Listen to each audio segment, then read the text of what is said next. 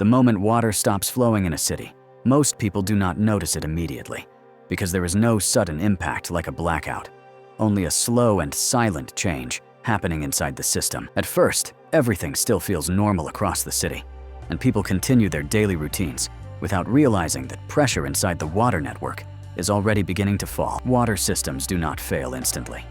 They fail step by step, because they depend on continuous electrical power, pumping stations, and pressure balance across the entire network. When power becomes unstable, pumps begin to slow down, and this gradual slowdown is the first real sign that the system is starting to weaken. Higher buildings are usually the first to experience problems, because they require stronger pressure to maintain water flow to upper floors. Lower areas may still receive water for a short time, which creates a dangerous illusion that the system is still working normally. This uneven distribution causes confusion, making people believe the issue is limited to specific locations rather than the entire city. Inside the infrastructure, pressure imbalance begins to spread through interconnected pipelines, reducing efficiency across multiple zones. Backup systems activate automatically, but these systems are designed only to delay failure, not to restore full operation. As people continue using water normally, the remaining pressure drops faster, accelerating the weakening of the system. Within a few hours, inconsistencies become visible,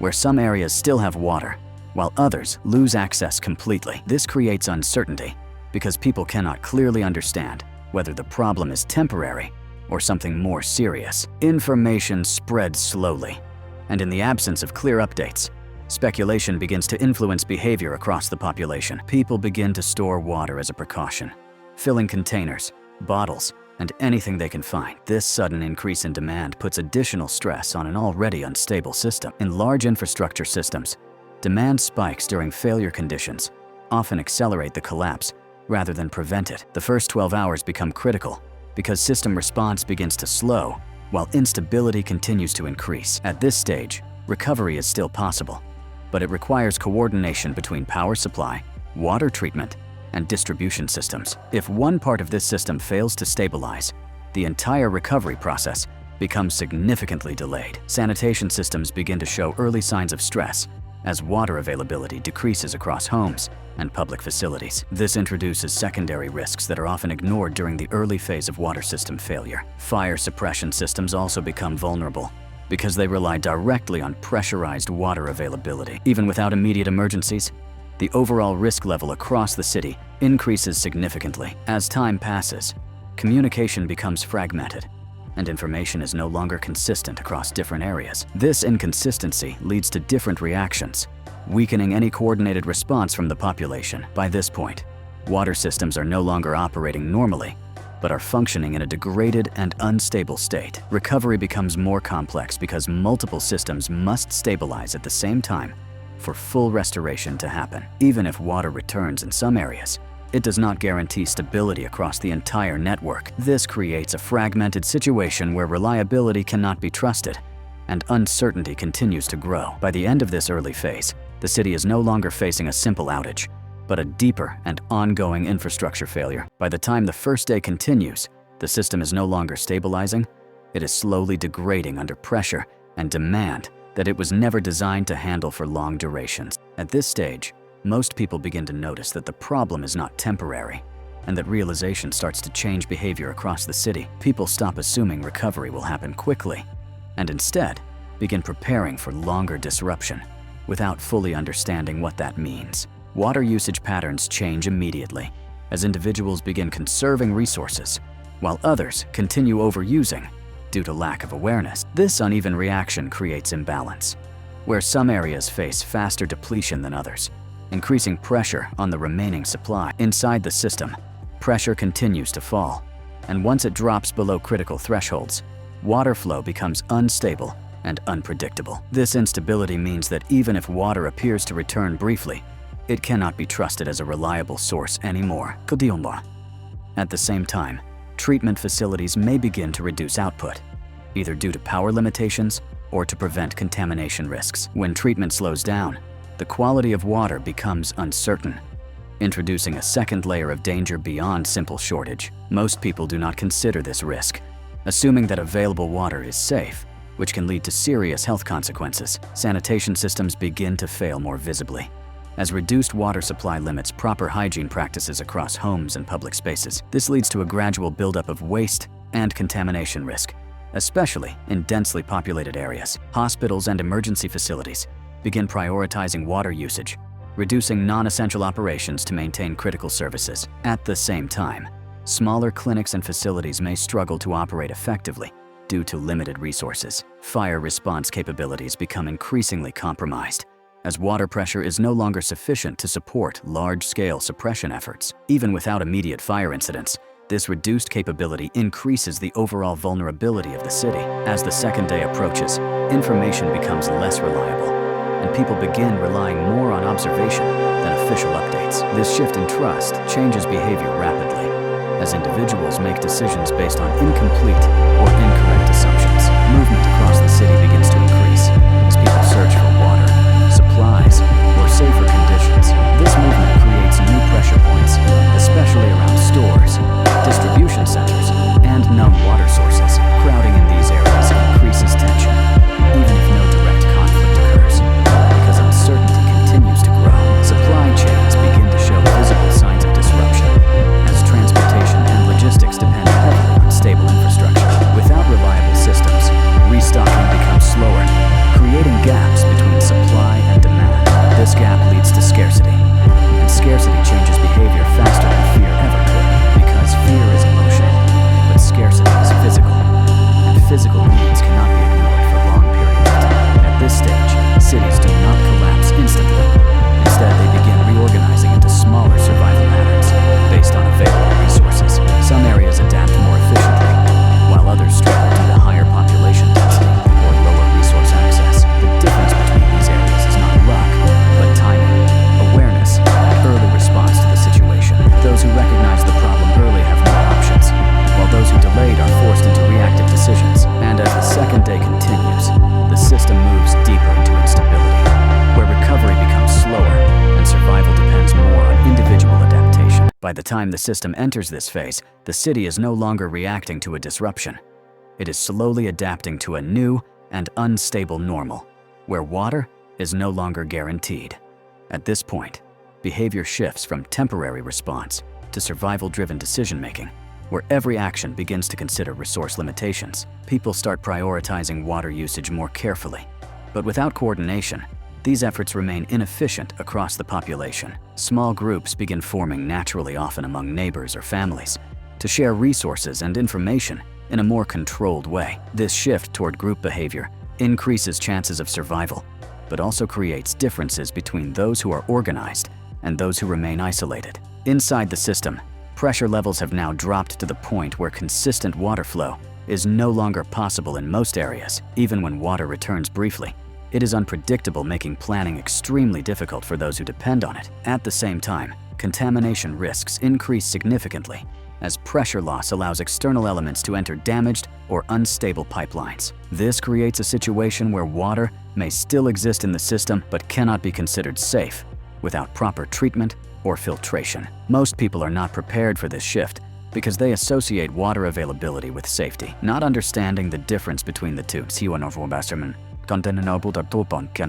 As sanitation continues to degrade, living conditions begin to change, especially in densely populated buildings and shared facilities. Waste management systems struggle to operate without sufficient water, increasing environmental and health risks across the city. In this stage, hygiene becomes a critical survival factor, not just for comfort, but for preventing disease spread. Healthcare systems become more strained as minor health issues begin to increase due to poor sanitation and limited clean water. Medical facilities must now manage both resource limitations and increasing patient needs at the same time. Fire risks remain elevated, and without reliable water pressure, even small incidents have the potential to escalate more quickly than usual. Emergency response teams must adapt their strategies, often working with limited resources and slower response capabilities. Meanwhile, information continues to fragment, and the lack of clear communication leads to different interpretations of the situation across the city. Some areas may appear more stable, creating movement toward those locations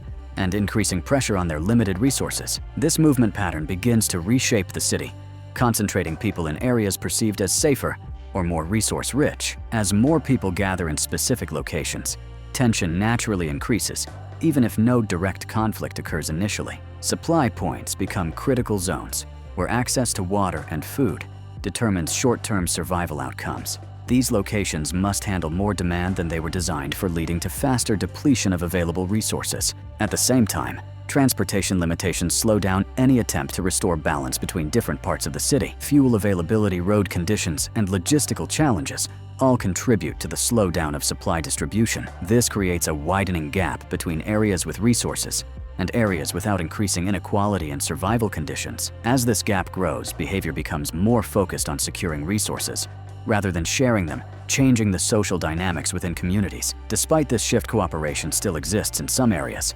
showing that organized response can slow down the impact of system failure. The key difference lies in awareness and preparation, as those who understand the situation early are better positioned to adapt effectively. By now, the system is no longer expected to recover quickly, and the idea of returning to normal begins to fade from daily thinking. People begin adjusting their routines completely, no longer planning around convenience, but around survival and resource availability. Water is no longer used freely. Every drop becomes calculated, measured, and carefully distributed based on necessity. At this stage, understanding the system becomes more valuable than reacting to it, because predictable behavior replaces panic. Those who adapt early begin to stabilize their situation, while others continue struggling due to delayed response and lack of preparation. The city itself begins to change, not physically at first, but through the behavior patterns of the people living inside it. Movement becomes more intentional, with people traveling only when necessary, reducing unnecessary exposure to uncertainty. Public spaces become quieter, not because the threat is gone, but because activity has shifted into controlled and calculated actions. Supply chains are no longer expected to function normally, and any available resources become unpredictable in both timing and quantity. This unpredictability forces people to plan for longer gaps between access, increasing the importance of storage and conservation. At the same time, the risk of using unsafe water becomes more visible, as contamination begins to affect those without proper knowledge or filtration methods. Health issues begin to rise slowly, not as sudden outbreaks, but as gradual increases in preventable conditions. This stage reveals a critical truth, that infrastructure failure is not only about systems, but about how human behavior interacts with those systems. Sanitation continues to decline, and without proper water usage, even basic hygiene becomes difficult to maintain consistently. As a result, living conditions begin to diverge between those who adapt and those who do not. The psychological effect of prolonged uncertainty also becomes more noticeable, as people adjust mentally to ongoing instability. Stress is no longer driven by sudden fear, but by constant awareness of limited resources and unpredictable outcomes. Despite this, structured thinking begins to replace reactive decisions in those who understand the situation clearly. This shift marks the transition from reaction to adaptation, where survival becomes a system of habits rather than isolated decisions. Communities that maintain cooperation tend to stabilize faster, as shared knowledge and resources reduce individual pressure. However, not all areas maintain this balance, and differences in behavior continue to shape outcomes across the city. Over time, the absence of reliable systems forces individuals to become their own managers of risk and resource control. This level of responsibility changes how people think about everyday actions, making even simple tasks part of a larger survival strategy. At this point, the city operates in a fragmented but functioning state, where stability exists only in controlled pockets. Recovery remains possible, but it is no longer fast and requires coordinated effort across multiple failing systems. Even when improvements appear, they are gradual and limited, requiring patience and continued adaptation. Those who expect immediate recovery are often unprepared for the slow nature of system restoration. Understanding this delay becomes critical for maintaining stability during extended disruption. Because in long-term scenarios, survival is not determined by strength, but by awareness, timing, and the ability to adapt continuously. And as the system continues forward, the city reaches a point where survival is no longer about waiting for recovery, but about functioning within the absence of normal infrastructure. By this stage, the idea of waiting for full recovery has mostly disappeared, and people begin to focus entirely on maintaining stability within their own limited environment. Daily routines are now fully redesigned around resource control, where every action is calculated to reduce unnecessary water usage. Water is no longer treated as a utility, but as a controlled asset that must be protected, stored, and managed carefully. Those who failed to adapt earlier now face increasing difficulty, as access to resources becomes more restricted and unpredictable. At the same time, those who prepared and adapted early begin to experience a more stable, though limited way of living within the disrupted system. The city continues to function, but not as a unified system. Instead, it operates as fragmented zones, with varying levels of stability and resource availability. Movement between these zones becomes more cautious, as uncertainty about conditions in other areas remains high.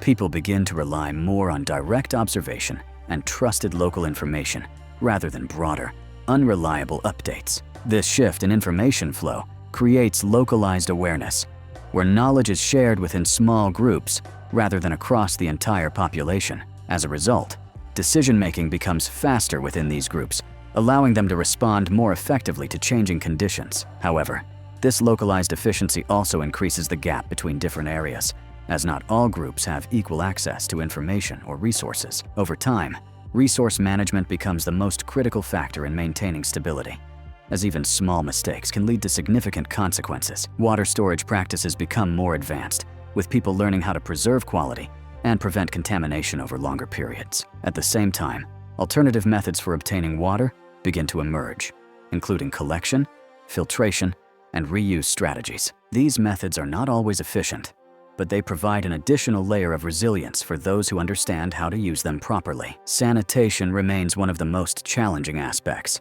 as limited water supply continues to restrict proper hygiene practices. This ongoing limitation increases the importance of discipline, as consistent habits become essential for preventing long-term health risks. Healthcare systems continue operating under pressure, balancing limited resources with growing demand for treatment and prevention. At this stage, even minor injuries or illnesses require more attention, as recovery becomes more difficult in a resource-limited environment. Fire risks remain present, and without reliable water pressure, response strategies must rely on alternative methods and faster containment. Emergency services adapt by focusing on prevention rather than reaction, reducing the likelihood of large-scale incidents. Meanwhile, psychological adaptation becomes more visible, as people begin to accept the situation as a temporary but extended reality. This acceptance reduces panic, but it also changes expectations, shifting focus toward long-term survival rather than immediate recovery. Communities that maintain structure and cooperation continue to perform better, as shared responsibility reduces individual stress. However, areas without coordination experience ongoing instability, as lack of planning leads to repeated mistakes and resource loss. The difference between stability and instability is no longer defined by access alone, but by how effectively resources are managed over time. As the system continues forward, small improvements may appear, but they are inconsistent and require careful evaluation before being trusted. People who remain cautious and disciplined are more likely to maintain stability, while those who assume recovery too early risk losing control of their resources. At this stage, survival is no longer about reacting to failure, but about maintaining balance within a system that is still unstable. And as time continues, the city reaches a point where adaptation becomes the new normal, and survival depends entirely on awareness, discipline, and the ability to function without relying on full system recovery.